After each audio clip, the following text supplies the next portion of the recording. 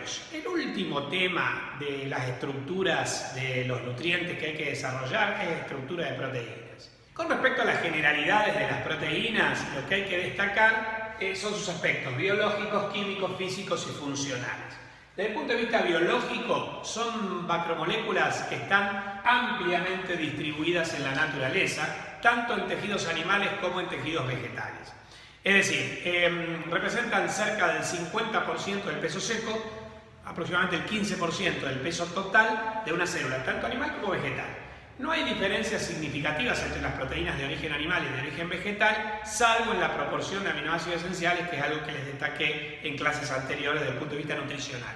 En la calidad, digamos, valor biológico de las proteínas. Ahora, la estructura de una proteína animal y una proteína vegetal es la misma, la proporción de proteínas que tiene una célula animal y una célula vegetal es más o menos la misma. Está ampliamente distribuida. Con respecto a aspectos químicos, son componentes cuaternarios que están constituidos por 4 elementos químicos fundamentales, que son el carbono, el hidrógeno, el oxígeno y el nitrógeno, CHON. Algunas proteínas además poseen azufre, particularmente las queratinas, que forman las uñas, los cuernos de los animales, el pelo, que está sobre la cubierta cutánea. Esa es una proteína azufrada, es rica en aminoácidos azufrados. Bueno, físicamente, el rasgo distintivo de las proteínas es que son macromoléculas que tienen un peso molecular elevado, superior a 6.000 daltons, y están constituidas por más de 50 aminoácidos. Con respecto a su solubilidad, la mayoría de las proteínas son hidrosolubles, algunas no lo son, como por ejemplo el colágeno. Cuando una proteína no es hidrosoluble, es más difícil de digerir por las enzimas del aparato digestivo. Por eso es, recomendable a estas proteínas desnaturalizarlas. La desnaturalización se puede hacer de dos maneras. Se puede hacer por cocción, o sea, por acción de la temperatura, o por ejemplo cuando vos ingerís la proteína, muchas veces el ácido del estómago puede desnaturalizarlas y al exponer grupos polares del interior de la proteína, hacer que la misma aumente su solubilidad en agua. Si la proteína aumenta su solubilidad en agua, aumenta la digestibilidad de la misma. Bueno, finalmente, con respecto a las funciones de las proteínas, ya también habíamos visto que las proteínas cumplen muchísimas funciones. Pueden actuar como enzimas, como hormonas, como anticuerpos, como receptores, como transportadores.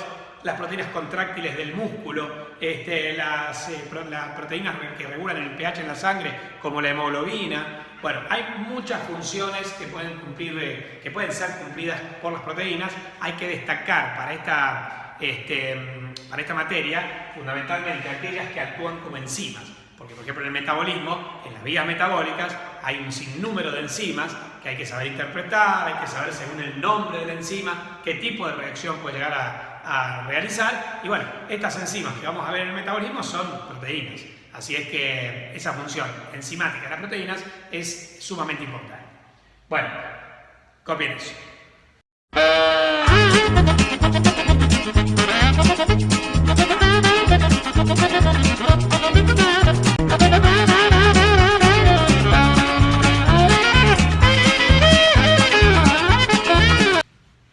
Bueno, las proteínas se definen como biopolímeros de aminoácidos. ¿Qué significa esto? Que en seres vivos, bio quiere decir vivo, están formadas por muchos unidades meros de aminoácidos. Son biopolímeros de aminoácidos, están formadas por muchas unidades de aminoácidos en los seres vivos, ¿sí? ¿Cómo es un aminoácido?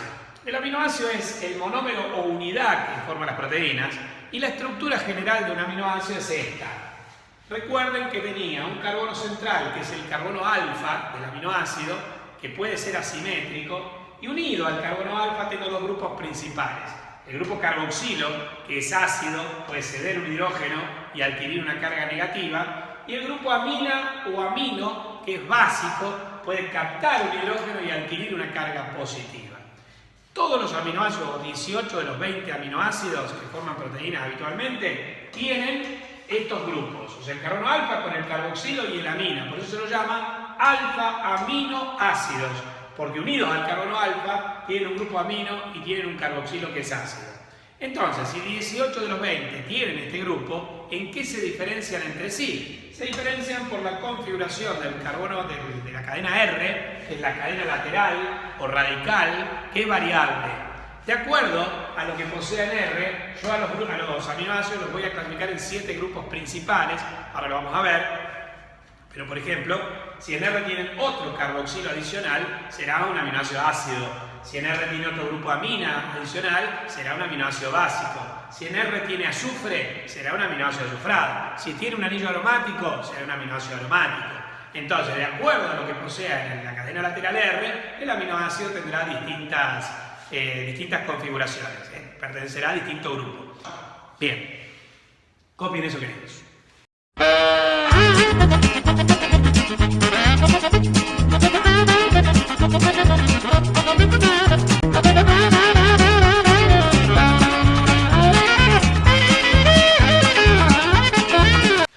Con respecto a la clasificación de los aminoácidos, esta puede hacerse según varios parámetros, principalmente tres. Existe una clasificación química, una clasificación física y una clasificación biológico-funcional.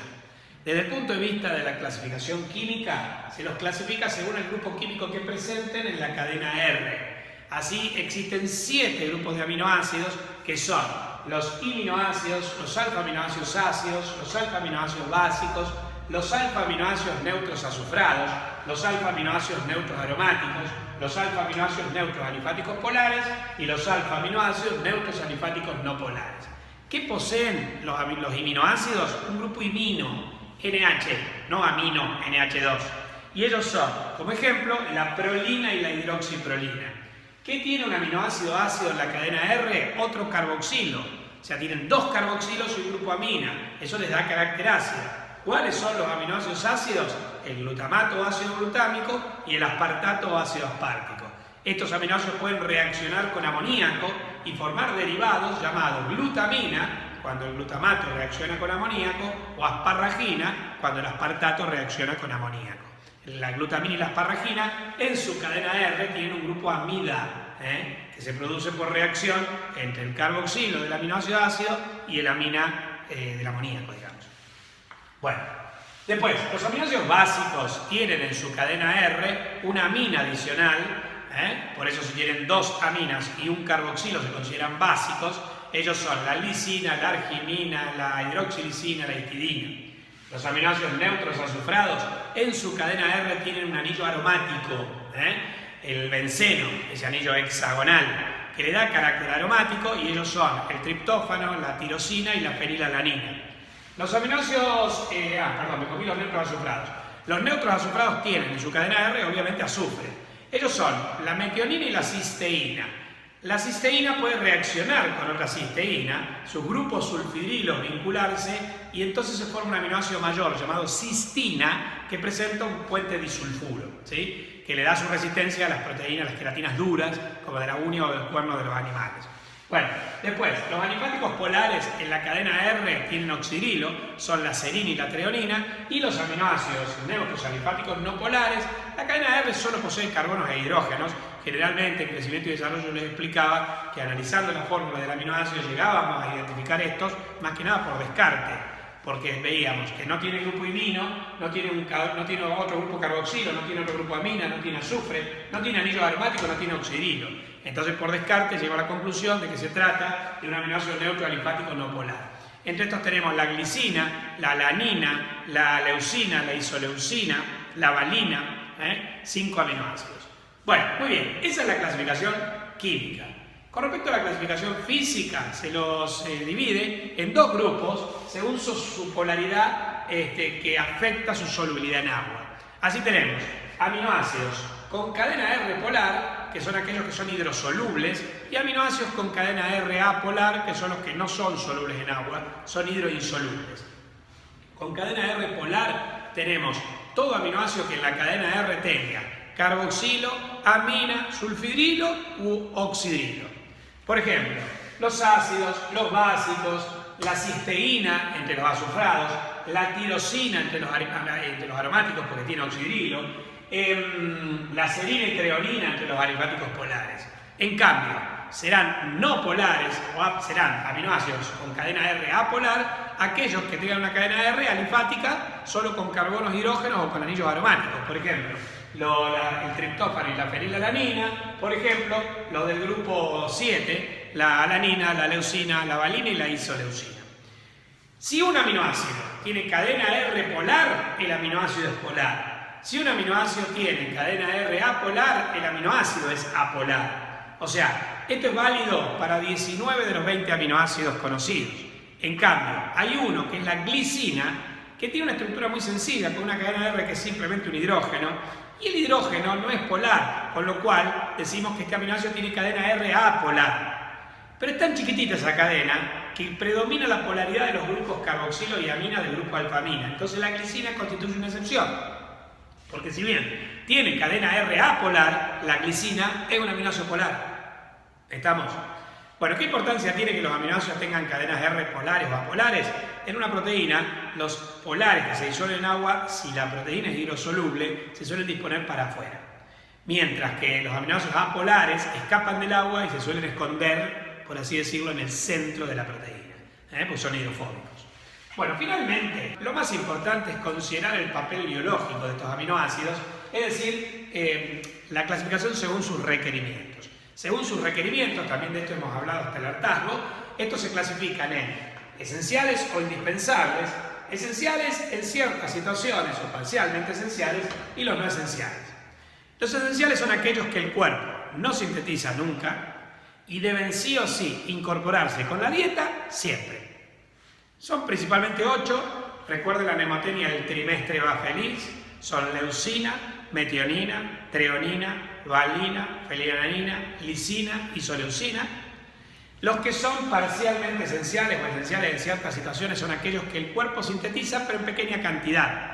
Entonces deben ser incorporados con la dieta en aquellas situaciones en las cuales los requerimientos diarios aumentan, como el crecimiento, el embarazo o la lactancia, y son 2, la arginina y la histidina.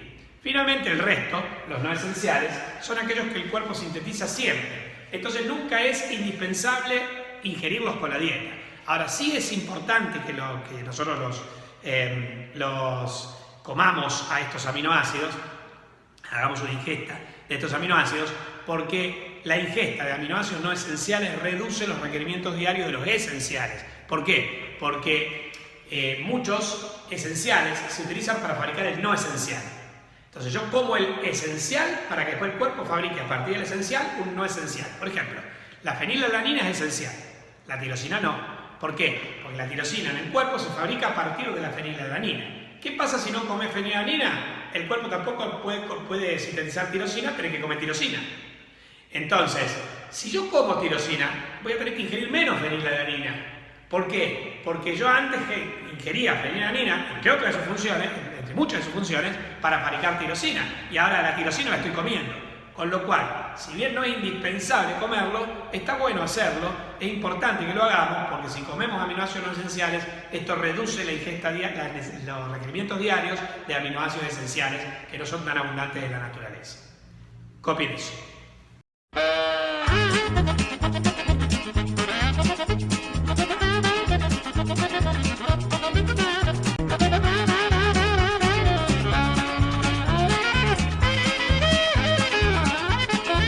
Los aminoácidos se unen entre sí mediante enlaces peptídicos.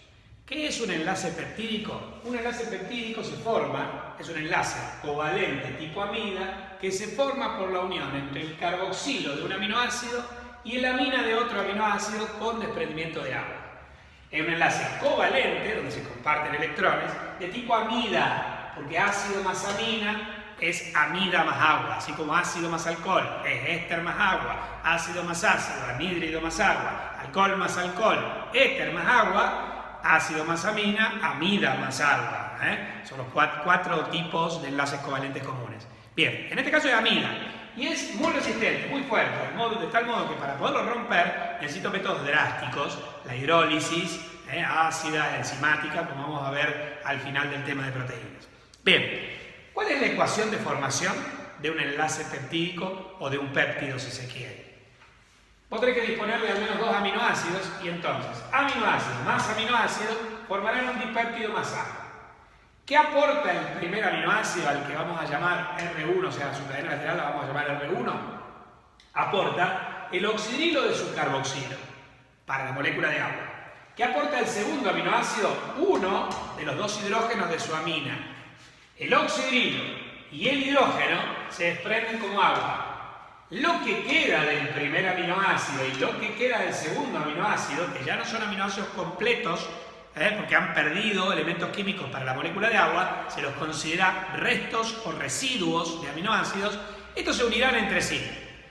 Lo que queda del carboxilo y lo que queda de la amina se unirán mediante este enlace, que es un enlace de tipo amida, que es covalente, por eso se identifica con una línea continua, muy resistente, y se establece, bueno, habíamos dicho que el carboxilo de un aminoácido es la amina del siguiente.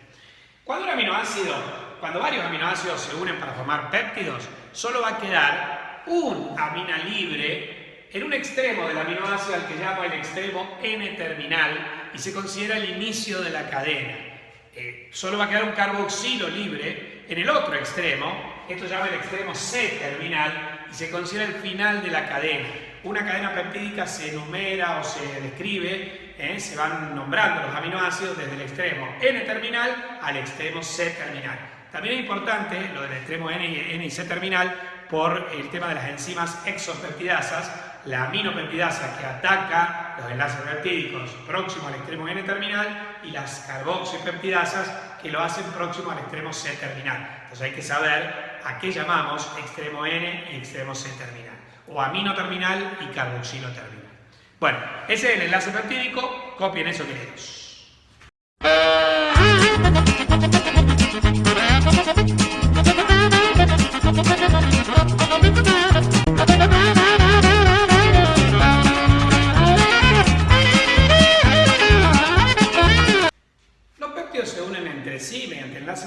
Los aminoácidos se unen entre sí mediante enlaces peptídicos y forman péptidos o proteínas. Cuando hablamos de péptido o cuando hablamos de proteína, depende de dos factores que están relacionados entre sí y que son el número de aminoácidos que compone a la cadena y el peso molecular. ¿Por qué digo que están relacionados entre sí? Porque los aminoácidos pesan en promedio 120 daltons. Entonces, si la estructura peptídica tiene menos de 50 o menos aminoácidos, pesa 6.000 o menos daltons de peso molecular, ¿sí? Entonces digo que es un péptido. Ahora, si yo tengo 51 o más aminoácidos, el peso molecular va a ser superior a 6.000 daltons y ahí hablamos de proteínas. Es algo arbitrario. En algunos libros se dicen que una proteína tiene más de 100 aminoácidos, pero bueno, si vos lo ves del blanco, el libro de química biológica que utilizamos como base habitualmente en nuestra facultad, ahí te definen las proteínas como estructuras formadas por más de 50 aminoácidos. Entonces, si solo tiene 2 aminoácidos, es un dipéptido. Si tiene 3, un tripéptido. Si tiene 4, tetrapéptidos. Si tiene 5, pentapéptidos. Si tiene 6, hexapéptidos. Si tiene 7, heptapéptidos. Si tiene 8, octapéptidos. Si tiene 9, nonapéptidos. Si tiene 10, decapéptidos. Si tiene de 11 a 50 aminoácidos, hablamos de polipéptidos. Los de menor de 10 aminoácidos generalmente se los llama oligopéptidos. Y más de 50 aminoácidos hablamos de proteínas. Si tiene 50 o menos aminoácidos, tiene un peso molecular menor a 6.000 daltons. Si tiene 51 más aminoácidos, tiene un peso molecular mayor a 6.000 daltons. Por eso, para definir a una proteína, hacen falta dos cosas que están relacionadas entre sí, dos criterios. Las proteínas se definen como polímeros como biopolímeros de más de 50 aminoácidos con un peso molecular superior a 6.000 daltons. Bueno, una vez que tenés la proteína, una vez que sabés que es una proteína, porque tiene más de 50 aminoácidos, a su vez se la puede clasificar. ¿Cómo? Se la puede clasificar en simple o en conjugada. Si la proteína en cuestión, por hidrólisis, solo libera aminoácidos, si solo está constituida por aminoácidos, decimos que es simple. Cuando por hidrólisis una proteína libera una porción apoproteica que tiene aminoácidos, o sea que es proteica, y un grupo prostético no proteico, que puede ser un glúcido, puede ser un ácido nucleico, puede ser un lípido, hablamos de proteína conjugada. Si el grupo prostético es un lípido, a la proteína se la llama lipoproteína. Si el grupo prostético es como las lipoproteínas que vimos, los kilomicrones, las VLDL, LDL que vimos en la estructura de lípidos. Si el grupo prostético es un ácido nucleico como ADN o ARN, hablamos de nucleoproteína, como por ejemplo la cromatina o los ribosomas. Si es un glúcido, hablamos de glucoproteína y así. Entonces, de acuerdo al grupo prostético, las proteínas conjugadas se clasifican en distintos tipos. Copien eso.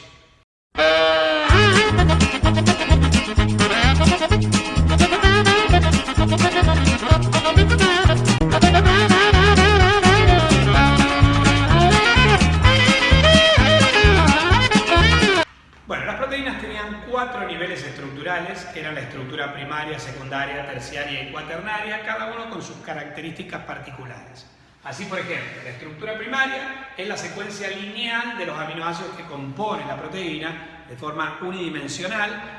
Determina la especificidad de la proteína, o sea, el número, tipo y secuencia de aminoácidos que lo componen, ya que la componen, que es lo que define a una proteína determinada, ya está establecido en la estructura primaria según el código genético digamos, en el gen del ADN donde está codificada dicha proteína. Bueno, esta estructura primaria está mantenida simplemente por el enlace peptídico.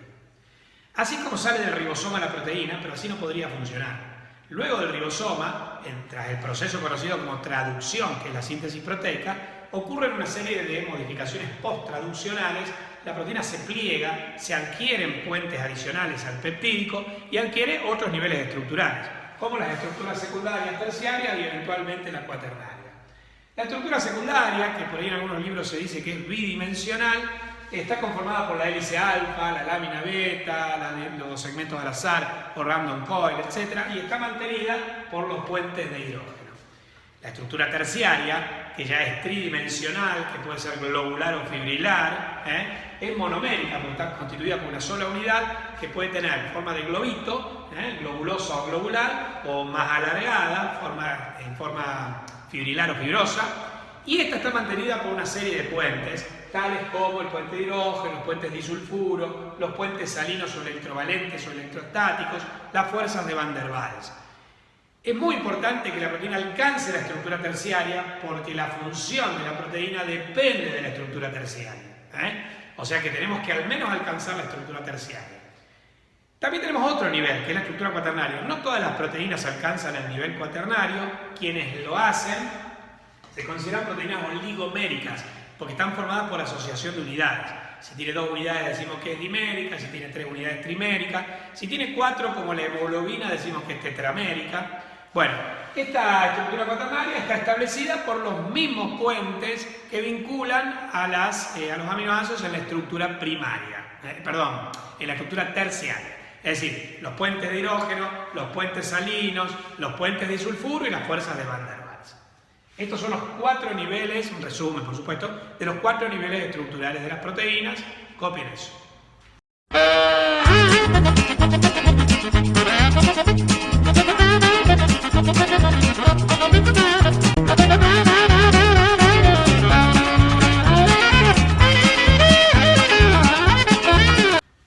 Bueno, así como existen 4 niveles estructurales y las proteínas se van sintetizando y van pasando por los niveles desde el primero al cuarto, si yo quiero destruir una proteína lo hago al revés, del cuarto al primero.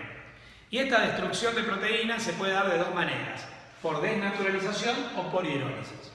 La desnaturalización es la ruptura de la estructura cuaternaria, terciaria y secundaria sin afectar la estructura primaria. No afecta el enlace peptídico, no separa los aminoácidos.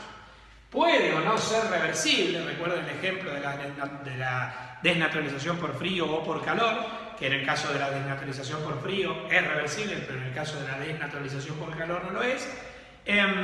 Y puede darse, bueno, por agentes tales como, se llaman agentes desnaturalizantes, y pueden ser las temperaturas extremas, el calor o el frío, el pH extremo, ácidos o álcalis, que modifiquen mucho el pH, lo bajen o lo suban demasiado, grandes presiones, soluciones concentradas de urea, metales pesados, radiaciones, etc. Ahora bien, si yo combino varios de estos elementos o utilizo enzimas que se denominan enzimas proteolíticas, que tienen, digamos, la selectividad por la especificidad, por el enlace peptídico y lo pueden destruir, yo consigo la hidrólisis de una proteína. La hidrólisis de la proteína es la destrucción completa de la proteína, destruyendo de todas las estructuras cuaternarias, secundarias, terciarias y primaria, separando los los aminoácidos constituyentes porque se rompe el enlace peptídico. Siempre es irreversible. Yo, para volver a tener esa proteína, tengo que volver a transcribir el gen correspondiente y hacer todo el proceso de síntesis proteica. Y bueno, y puede lograrse de 2 maneras. Se puede lograr combinando los factores que individualmente pueden provocar la desnaturalización, de tal manera que al sumarse pueden romper también el enlace peptídico y causen la hidrólisis. Por ejemplo, la hidrólisis ácida se produce por altas temperaturas a pH ácido y por alta presión. O sea, por acción de ácidos a alta temperatura y alta presión. Eso se llama hidrólisis ácida. Ahora, también puedo lograr la hidrólisis de una proteína por las enzimas estas que te decía, que se llaman enzimas proteolíticas, que logran la hidrólisis de la proteína, como su nombre lo indica, insertando agua en el enlace peptídico. Si, como vimos en uno de los pizarrones anteriores, cuando se forma el enlace peptídico se desprende agua, cuando yo quiero romper el enlace peptídico tengo que insertar agua. La enzima es una hidrolasa, como todas las enzimas digestivas de glúcidos, lípidos y proteínas, en este caso de tipo peptidasa, porque el enlace que rompe es un peptídico, y específicamente amidasa, porque el enlace peptídico es un enlace de tipo amida. Ahora bien, existen endo y exopeptidasas. ¿Qué enlaces atacarán? Ya los veremos. Primero copien eso.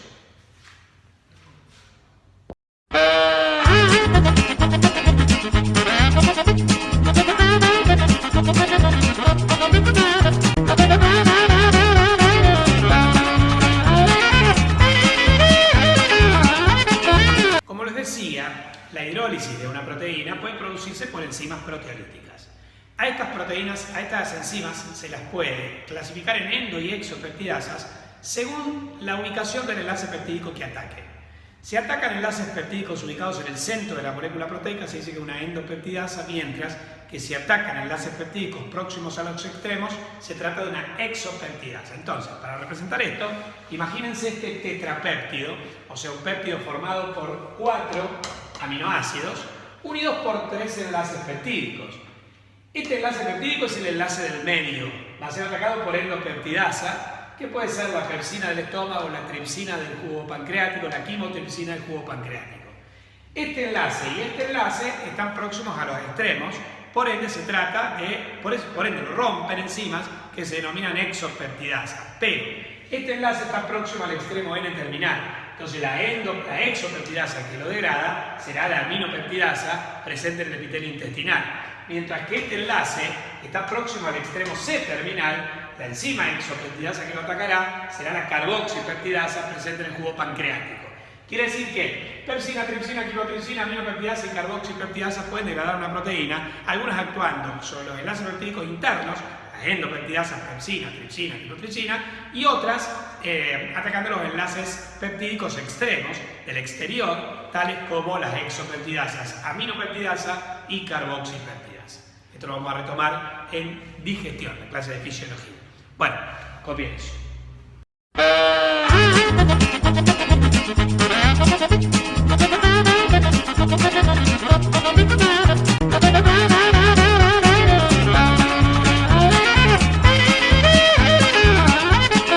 Así que bueno, polluelos, sigan cuidándose y nos vemos la próxima.